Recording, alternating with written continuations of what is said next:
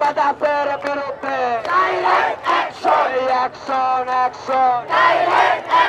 ছাত্র সমাজের এই আপোষটা সংগ্রাম এই আপোষটা সংগ্রাম লেগেছে রক্তের বন্যায় লেগেছে এই রক্তের বন্যায় আদার জবাব চাই আমাদের বাসিনীর জমি আমাদের বাসিনীর জমি আমার জমি ফিরিয়ে দাও আমার জমি ফিরিয়ে দাও আমার জাতি মানতে